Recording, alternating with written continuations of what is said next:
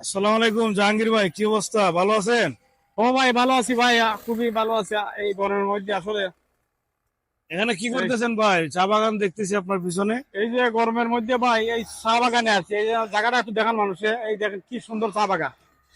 আসলে আমরা বাসা বাড়িতে প্রচুর পরিমাণে গরম, বুঝছেন? বুঝছে? প্রচুর পরিমাণে বাসা বাড়িতে গরম, আপনারা চা বাগানে আসেন, দেখবেন ঠান্ডা ঠান্ডা অনুভূতি লাগবে। এই জায়গায় আমি আইসা বয়ে রয়েছি, আসলে আমার কাছে এত ঠান্ডা লাগতেছে যে বাসাতে বোঝা যাচ্ছে দুজক, আর এই জায়গায় বোঝা যাচ্ছে বেশ। এরকম একটু আমার কাছে ভাব শীতল লাগতেছে, শীতল আবহাওয়া দিয়ে। খুবই ভালো লাগছে। আর এই যে চা পাতার যে গ্রানটা দেখছেন। চা পাতা এখন তো তুলতেছে, বৃষ্টি পড়ার কারণে চা পাতার যে ছোট ছোট ফলি বাইর বাইর হয়েছে, এই জন্য চা পাতা আর কোম্পানি চা পাতা তুলতেছে, এবং চা পাতার একটা গ্রান বাড়াইতেছে ভাই। আসলে সবুজ, এবং এই চা বাগানের যে দৃশ্যগুলোটা দেখতেও ভালো লাগে, এবং ঠান্ডা পরিবেশও আপনি দেখতেছেন, আসলে খুব ভালো লাগে। জি ভাই। আমি যারা সিলেটের বাসিন্দা বা যারা বিল্ডিং এর মধ্যে আছেন, বিল্ডিং এর মধ্যে তো ভাই প্রচুর পরিমাণে গরম, বাতাস ঢুকতে পারে না। যারা এসিতে আছেন সেটা তো আর হয়ে লাভ নাই। এসি আর প্রাকৃতিক যেটা আল্লাহর দান, যেটা এটা বেশ আছে। এসি বিভিন্ন সময়ে বেমার আজার করতে পারে, ডে নাইট পারেন। এই জন্য আপনারা, আমি যারা বড় বড় বিল্ডিং এ থাকতেছেন বা যাদের এসি নাই বা যারা এসি আছে, এরাও আইতে পারেন ঠান্ডা পরিবেশে, আপনারা চা বাগানে ঘুরতে পারেন।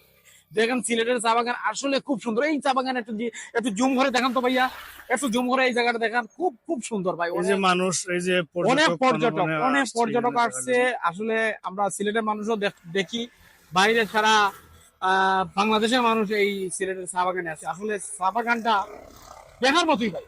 এবং এখন বর্তমানে সিচুয়েশনের জন্য এই গরম, যারা বেশি বেশি গরম লাগে, তারা এই চা বাগানে আগে বসবেন, দেখবেন আরাম লাগবো।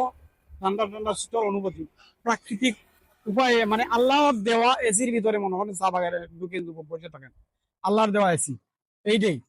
এখন আর অক্সিজেন, মানে অক্সিজেন মানে সতে মানে এই নির্ভেজাল শহরের যে গাড়িগুলা গাছগাছালি আছে, যখন অক্সিজেন ধুলাবালি মুক্ত আপনার এটা পরিবেশ এখানে আছে। আসলে আমরা আসছি আজকে।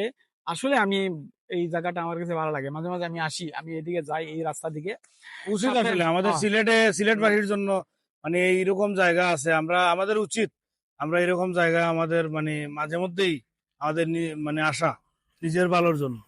সবাইকে বলতেছি আপনারা আসবেন, আপনারা মন মাইন্ড সবকিছু ফ্রেশ হয়ে যাবে, গ্রামীণ পরিবেশের মতো। আমি সেদিন আমাদের গ্রামের বাড়ি গেছিলাম ভাই, আমার চাচার ঘর আমি বইছি, লাগছে না যে আমি এ, গরমের মধ্যে আছি, আসলে এসির মতো লাগতেছে, এত ঠান্ডা লাগছে।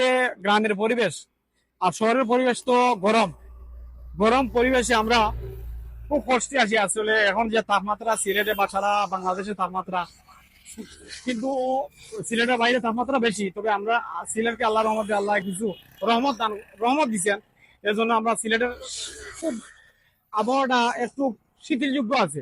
এরপরেও ভাই এই আবহাওয়াটা আমরা খুব কষ্টকর, এবং মাঝে মধ্যে বৃষ্টি আসলে আসলে ভাই রহমত, রহমত ভাই, আল্লাহর রহমত। আল্লাহর রহমত, আল্লাহর রহমত। বৃষ্টি, এই রহমত আল্লাহর কাছে শুকরিয়া আদায় করা পরে শেষ করার মতো না। এরপরেও বৃষ্টি আসলে আমরা প্রত্যেকটা মানুষ যাতে আলহামদুলিল্লাহ বলে, আল্লাহর কাছে শুকরিয়া আদায় করি। যে কোনো জিনিসের উপরে আমরা আল্লাহর কাছে শুকরিয়া আদায় করি এবং সুন্দরভাবে চলাফেরার চেষ্টা করি ভাই। আসলে আমরা কি আর বলবো ভাই, আমরা অমানুষ হয়ে গেছি, কেউ কথা কেউ বুঝি না। এখন একটা জিনিস হয়েছে, করে রাগুড়ি গেছি, ধরে নিচ্ছে। যেদিন দেখলাম চোয়ারটা বয়টো ভাই, এই বড় একটা গাড়ি তুলি দেখলাম, এই মার্সিডিজ বড় গাড়ি, হয়তো বড় লোক হইতে পারে, হয়তো এই এক ব্যক্তি রাস্তা দিকে আইতে আছে, কিছু লাগছে, হয়তো কিছু হয়েছে, হওয়ার পরেও গেট খুললে ভাই আইয়া যে তারে এমন মার দিছে ভাই। মানবতা নাই। আমরা মানবতার মধ্যে আছি ভাই। না ভাই। ভাই আপনি একদিন মরতে হবে, সে একদিন মরতে হবে, মরার পরে তো আপনি এই বিচার দিতে হবে।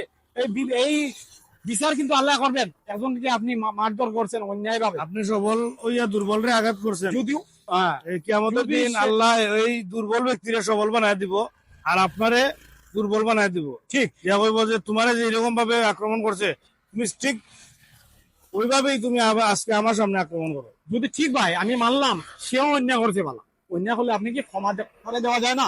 ক্ষমা মহৎ গুণ। মহৎ গুণ, আল্লাহ আপনাকে তো ক্ষমা করে দিবেন। আপনি হাজার হাজার গুণা করতেছেন, আমি লাখ লাখ গুণা করতেছি ভাই, আল্লাহর কাছে আমরা মাপ চাইতেছি, আল্লাহ একদিন ক্ষমা করে দিবেন। আমরা মুসলমান হিসাবে একদিন আমরা ব্যস্ত যাইবো, আশাবাদী আল্লাহ আমরা ক্ষমা করে দিবেন। সবাইকে ধন্যবাদ। আমি শেষ করে বলছি আসসালামু আলাইকুম। আসসালামু আলাইকুম।